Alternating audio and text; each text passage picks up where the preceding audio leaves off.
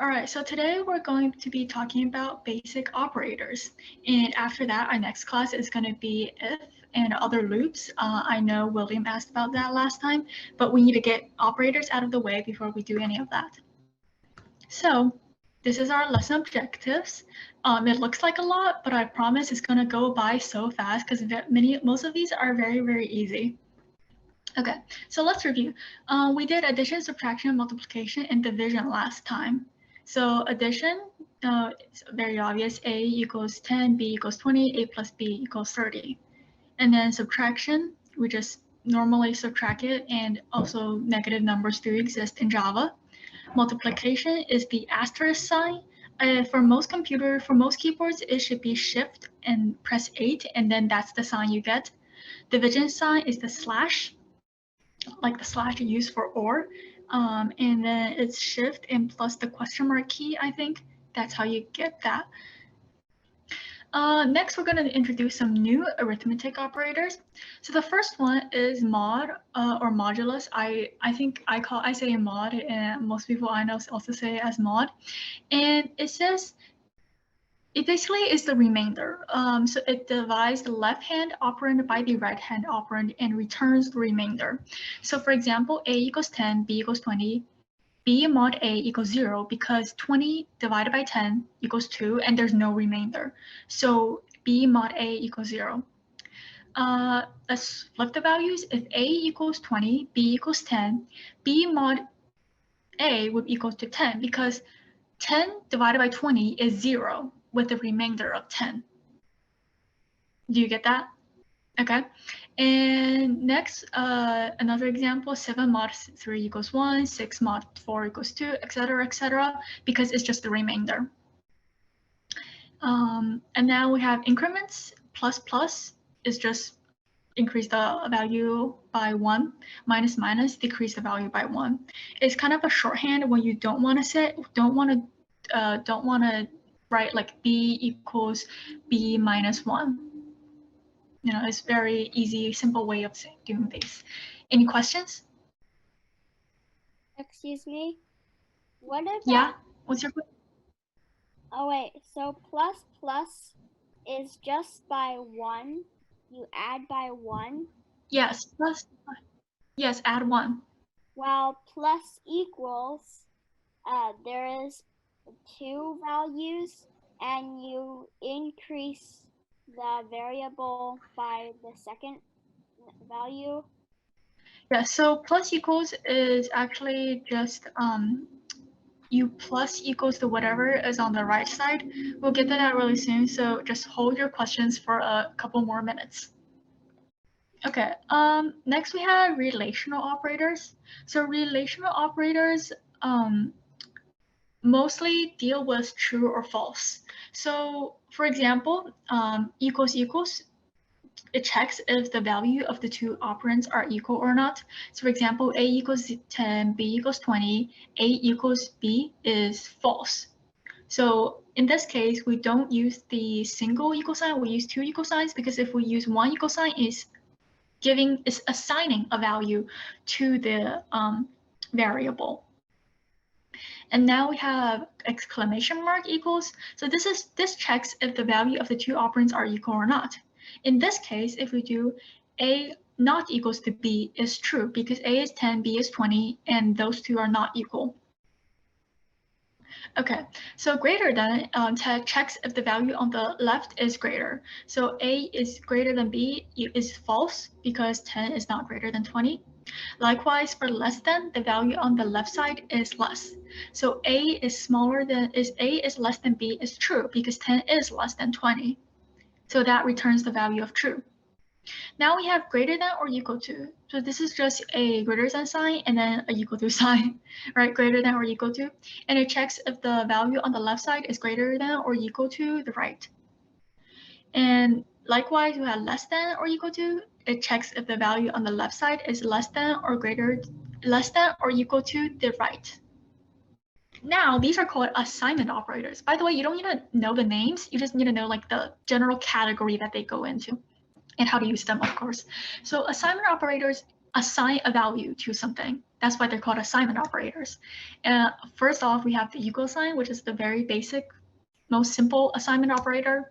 Assigns the value, for example, in the example I have here, it assigns C the value of A plus B, which is 30. And A is still 10, B is still 20, by the way. Plus equals, if C equals 30, C plus equals A is equal to C equals C plus A. So 30 plus 10 equals 40. So C plus equals A is a abbreviation kind of way of saying C equals C plus A. It saves you some time. Minus equals, likewise, minus equals works the same way as plus equals. C minus equals A is equal to C equals C minus A, which is 20, because 30 minus 10 is 20. Now, multiply equals, divide equals, mod equals, it all works the same way. For multiply equals, 30 times 10 equals 300. So C times equals A is equal to 300.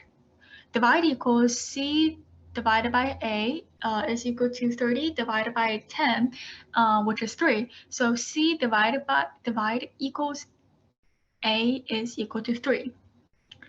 Likewise, mod is the remainder, right? So C mod equals A is equal to C equals C mod A, which is just 0, because 30 divided by 10, there's no remainder. 30 divided by 10, just 3, there's no remainder. Since there's no remainder, mod is 0. Okay, let's move on. Logical operators. Logical operators are kind of similar to relational operators in that they both return true and false values. So if any of you have taken like geometry, or I don't know if they teach you true or false and truth tables before geometry, but basically if both operands are true, then the condition becomes true. So for example, A equals true, B equals false, A and B equals false. If A equals true and B equals false, and we use OR, so A or B, it returns true. And then we have the exclamation mark. Again, the exclamation mark means not, so it reverses the state. For example, A and B equals false because A is true and B is false, so that returns false. But not A and B returns true because A and B is false, not just turns false into true and true into false. Excuse me? Yes? So look at the OR symbol. How do you type it? Oh, the OR symbol? Okay, let me... Oops, okay, OR symbol. Oops, can you guys still see my screen? So what you want to do is, it's this key right here. You shift and then press this key. Okay, and it comes out like that, and it's two of these lines. If you don't press shift, it turns into this, which is I don't think it's anything, because the comment, oh, don't get these two confused. The comment is this is nothing. So the first one is the comment in code. The second one, I don't really think it does anything. So don't get these two confused. All right, now we have simple math functions, and all of these math functions will come in the form of math dot something. So does everybody know what absolute values are? Yeah. Okay, good. If you don't know what absolute values are, put a question mark in the chat, and then Gabe will explain it for you. And everybody has done rounding, right? I really hope all of my students are old enough to have done rounding. Okay, I'm assuming all of you know absolute value and know rounding. So absolute value, we have a function in Java to get absolute value. So it is math.abs. And you put the value that you want to take the absolute value of into the parentheses. And we call this value in here the parameter. And I will refer to this value as the parameter from now on.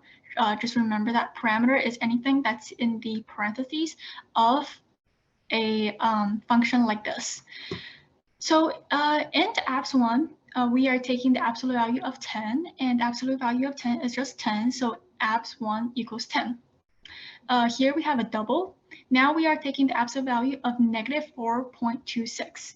Now the absolute value of negative 4.26 is just 4.26. So that double abs 2 equals 4.26.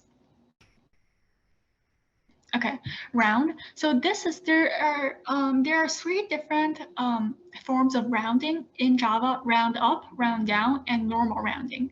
Here we have round up, math.c. C is for ceiling, but they just took out the ing. So think of it as, because it's ceiling, right? We are going up, so we are rounding up. You know, if that helps you memorize it, that's how I remember it. Double C1 equals math.c 7.352. So even though normally we round 7.352 to 7, since we are rounding up, those 7.352 and 7.899 are rounded to 8, okay? Does that make sense? Because we're rounding up, this function only rounds up. No matter what you put into it, or they round up. Okay. Likewise, math.floor only rounds down. No matter what you put into it, math.floor only rounds down. Okay. So in the example here, math.floor 7.352, normally that rounds down. Meanwhile, 7.899, normally that will round up. But you know, since they're rounding down, both of these rounds to 7.0. And I think, yeah, and because it rounds it, and we set it as a double, it only leaves like 1 digit behind. If it was int floor 1, it would just be 7, I think. Yeah. Now we have more simple math functions, and rounding. Math.round is the normal rounding function, and it's the one that people use the most often. So normally, you know, 23.445, we will round that to 23, and that's what it does. 23.554, we will round that up, and then, you know, that rounds up to 24. This is quite simple. Now we have min and max. So sometimes we will have a situation where we ask the computer to decide what to take the min or the max of 2 values in the parameter. So remember, parameters are whatever values that are in the parentheses. So for min and max, you have to put 2 values in, and they have to be separated by a comma. Spaces are not, I don't think spaces are a problem, but they have to be separated by a comma. And you have to have 2 of them in there, or else the computer will give you an error. And like the name, math.min gives you the minimum value of the 2. Math.max gives you the maximum value of the 2. So int min will return 10 and max will return 20. Now, if we have a double min, we can do decimals, or double max, we can do decimals as well. But you know what doesn't change is that you have to put 2 values or variables in, and you can put variables in these too. Like you can put variables as parameters in most of these. So I'll demonstrate that later. All right, now we have random numbers. So random number is a little bit complicated, but we'll get through it. So this random number, oh, I forgot. And you have to have the parentheses after it, or else it won't work. It'll return an error. Okay. So math.random by itself returns a random number between 0 and 1. So 0 inclusive, 1 not inclusive, it will not return 1 because it's not inclusive. William mentioned the idea of infinitely close, and I'm going to talk about that again right here. If we set it as a double, like double random equals math.random, then the variable random can become like 0.9999999, and it goes on to infinity. But no matter what, it will not become 1. Okay, and we'll demonstrate it in Replit after we get through all of these. So for example, we have double.random equals math.random, and random equals like a random double number. All right, and it's actually quite boring if we only, do a random number between 0 and 1. What if we want to do a random number between 0 and 100? Well, to do that, we don't change the math.random function, we add stuff to it. So for example, if we want a number between 0 and 100, we times the math.random function by 100. What that does is it times the 0 by 100 and it times the 1 by 100. 0 times 100 is still 0. 1 times 100 equals 1. So now we are going to get a random number between 0 and 1. Again, it's going to be inclusive for 0 and not inclusive for 1. Likewise, if you want an integer between 1 and 100, we set it to int. And that'll return an integer between 0 and 100. Now, what if we want a integer between 10 and 101? Well, what we just do is, oh my God, I forgot. I can't believe I forgot the parentheses sign again. Okay. My bad, sorry about that. So what we do is that since the range is 10 to 110, 110 minus 10 equals 100. So the range is still 100. So we still times math.random by 100. So math.random times 100, the range is now 0 to 100. But we want 10 to 110. So we add 10. So now it's 10 to 110. And we run that, and it gives us a random integer between 10 and 110. If we want a integer between 90 and 100, what we do is that math.random times 10 and plus 90. That way, the range will be between 90 and 100. What if you want a number between 0 and 100 inclusive? You want to include the 100. Well, that's really simple because now what you do is you times math.random by 101. 0 times 101 is still 0. 1 times 101 is now 101. But because it's an integer, and Java that chops off anything that's behind an integer. Let's say you run it a couple times, and it gives you 100.02354678. Well, Java automatically chops anything that's after the decimal because it's an int, and you get 100. That's how you get it to be inclusive. If it doesn't quite make sense, we'll do a demonstration later with these things. So don't worry about that.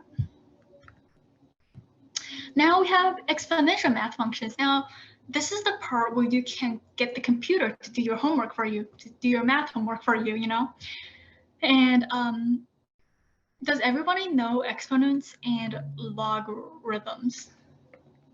Yeah. Okay. I know exponents, but what are logarithms? Logarithms are the opposite of exponents. So for example, 6 to the 6th power equals 46656. Now, if we take the, I can't change the base on this, never mind. Redo. 10 to the 5th power is this, right? 1, 2, 3, 4, 5 zeros behind it. And if we do, I accidentally. So log with the base of 10 of whatever value you're taking gives you the exponent. So log is kind of a way to give you the exponent. So normally you have the base value and you have an exponent and you calculate what that gives you, right? But logarithm gives you the base and the final value and asks you to calculate the exponent. Okay, if you don't understand, that's okay, because you will learn it in math class a couple years later. So exponent, the thing with that's the thing that's different between math.exp and max.pow is that math.exponent automatically raises e to the blank power. So for example, we have a double and a math, we are giving it the value of math.exponent 1. So math.exponent 1 equals e raised to the first power, and e raised to the first power is just e. Do you guys know what e is? I forgot. Some of you might not know what e is. Never mind. E is just a value that's that e is just a number that has the value of 2.718281828. You don't have to memorize it. The computer will give it to you. And then double exponent 2 equals math.exponent 2, and that's just e raised to the second power. Now, exponent isn't something that we use very often because e isn't something that we use in like when making programs, unless you're making something really mathematical. Power is much more convenient and useful. And the way power works, that the first value is raised to the power of the second value. So for example, we have 2, 2, and the first value is 2, so 2 is the base. The second value is also 2, so 2 is raised to the power of 2. So 2 raised to the power of 2 is 4. Now math.pow, where the parameters are 2 and 8, is now 2 raised to the power of 8. Okay, and this value right here is raised to the power of. So 2 raised to the power of 8 is 256. You guys can pull out your calculators and calculate that. But basically, the computer can do that for you, you know. And math.square root, square root, of course, is just, you know, the opposite. And basically, it takes the square root of whatever is in the parameters. So if we put 4 in the parameter, square root of 4 is 2.0. Square root of 9 is 3.0. Now, mind you, if we have int instead of double, there will be, it's just going to be like 2 and 3. Double forces it to have like something after the decimal value. So that's just how it goes. Now, if you have any questions about anything that we just went over, you can start and talk, ask a question, put it in the chat, etc. Do a little bit of a demo in Replit. Okay, so that our new activity in Replit is going to be something like this. Well, there are questions. Wait, let me just. There are questions, and then there are, and then you guys will have to calculate the answer and put it in the chat. And then after everybody put their answers in the chat, I will click run, and the program will run and reveal the answers to us. And then during the process, we can check for any like common mistakes and that stuff. So this is a little small exercise that we have. And so for the first question, 1, 2, 3, 4, 5, you can use, of course, you can use your calculators. I don't expect you to, you know, calculate these by yourself. And we have the integers a and b right here. And now, what do you think will be printed out when I click run? Put your answers in the chat. Okay, well, even if it's just Boolean, we are on a time crunch, so I will run and it will show us the answers. So congratulations, William. You have almost every single one of these correct, except the first, third, and last. Wait.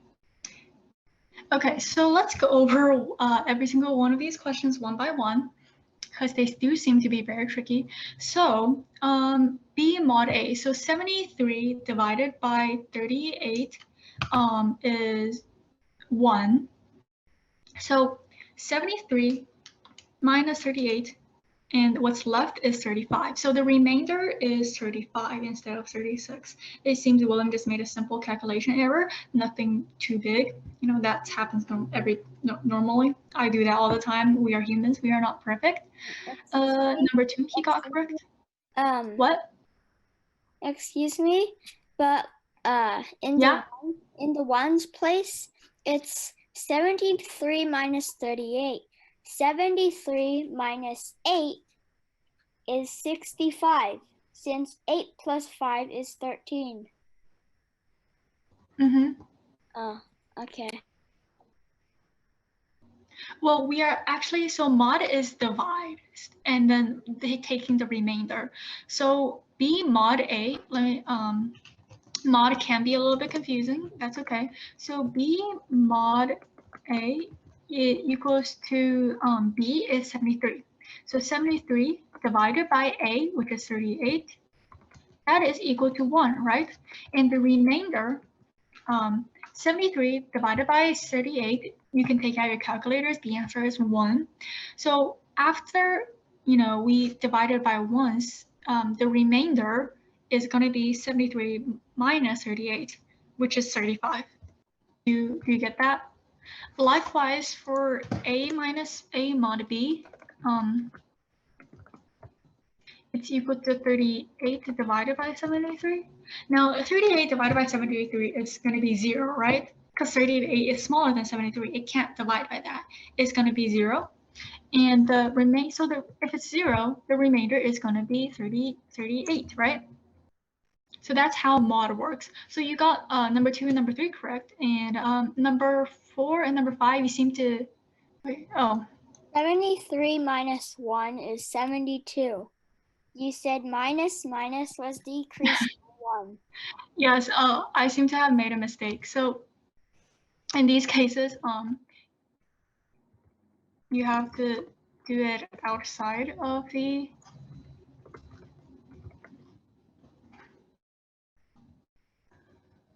Now let's do it.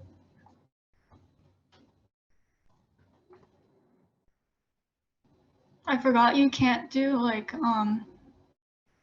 you can't add like change the value of a variable in the system.out.println. So what you can do is that you can do operations, but you can't change the value of something. So for example, right here, we did operations B mod A, that is mathematical operation, right? But we didn't actually change the value of B or A.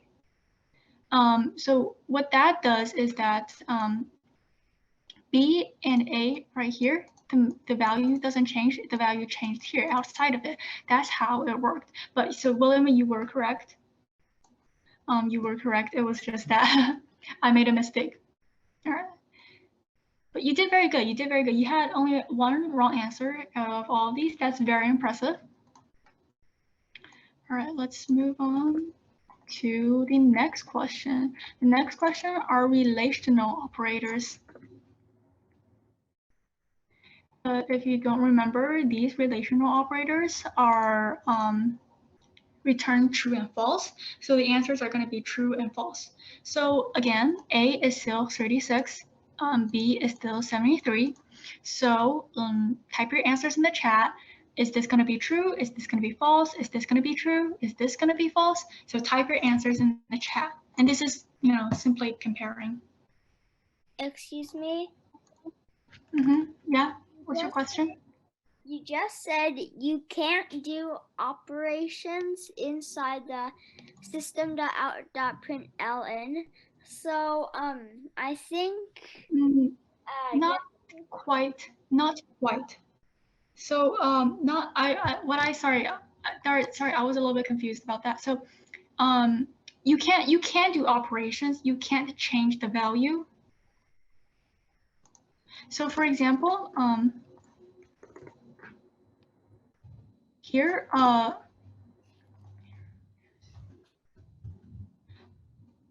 example, here we are doing an operation. Right? B mod A, that is a mathematical operation, and we are taking the remainder. you can do that. That works.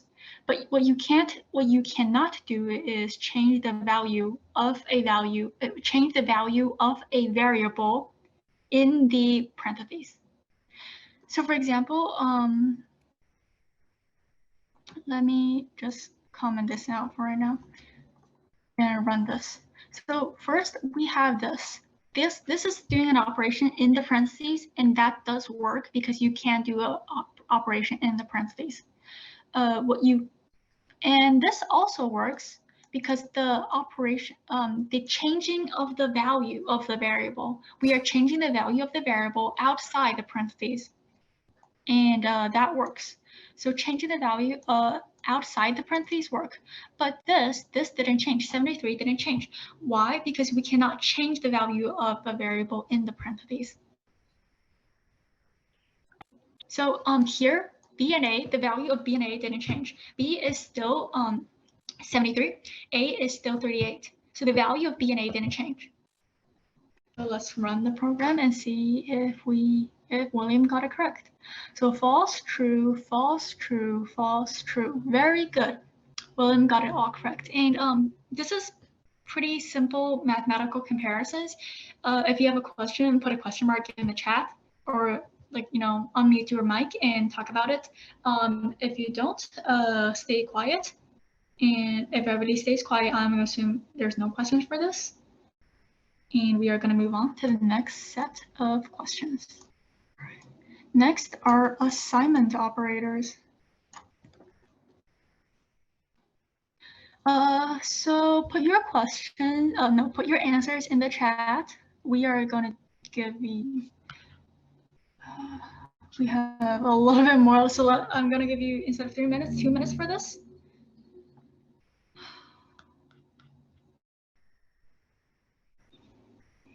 Excuse me, can you show me A and B again? Oh yeah, of course. Okay, thanks. Let me just move it down here.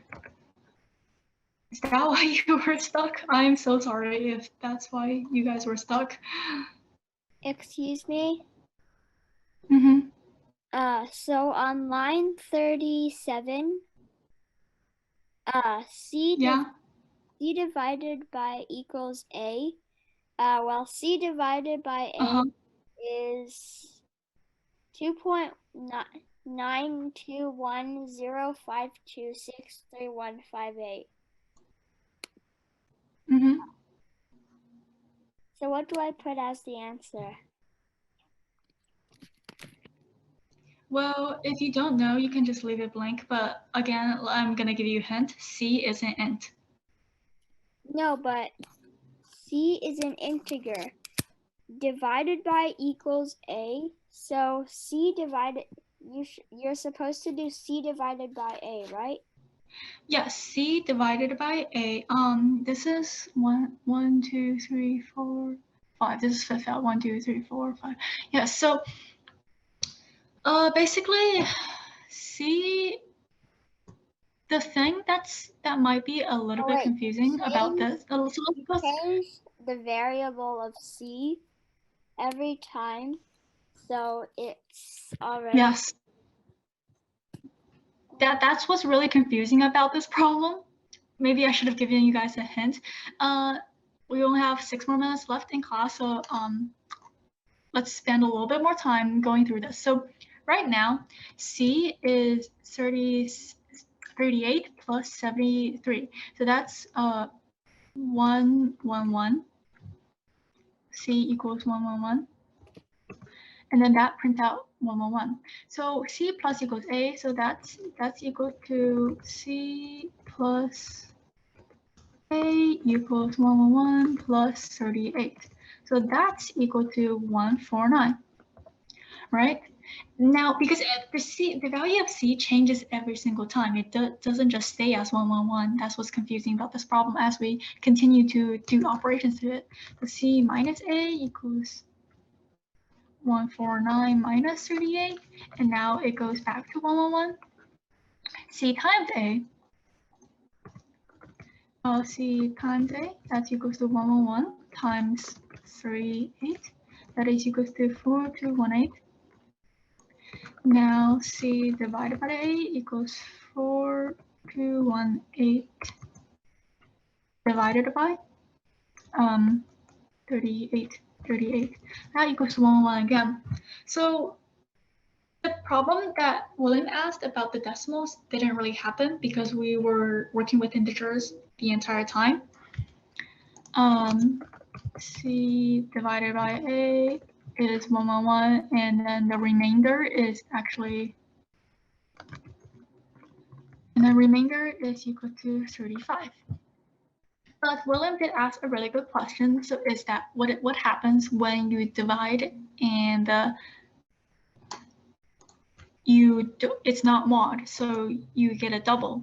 So for example, C equals 1, and then A equals. I was in C divided by equals A.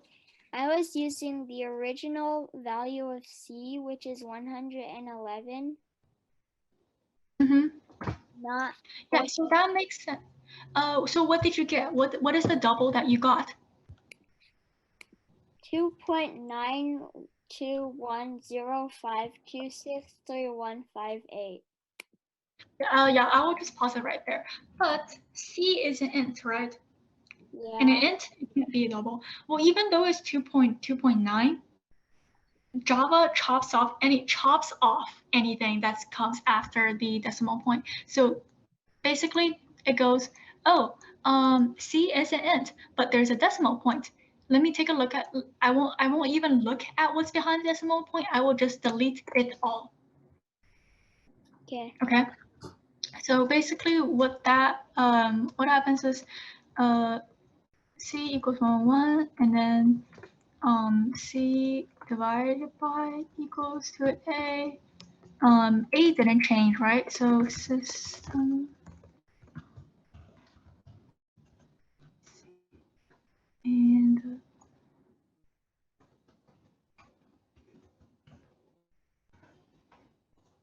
let's run that.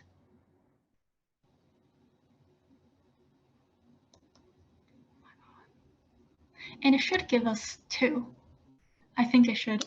If my computer's just kind of slow. Well, while it's loading, yes, 2, finally. So it does give us 2 because it chops off anything that comes after the decimal point. We have 2 minutes left. Let's see if you guys can do this. So true and false gets true, false.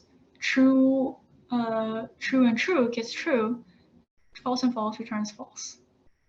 And or is if any of the 2 values is true, it returns true. How come you only used 1 and sign? Where? I used 2. Oops. No, on line 51. Oh, that's a typo. Very good. Thank you for catching that typo that I did.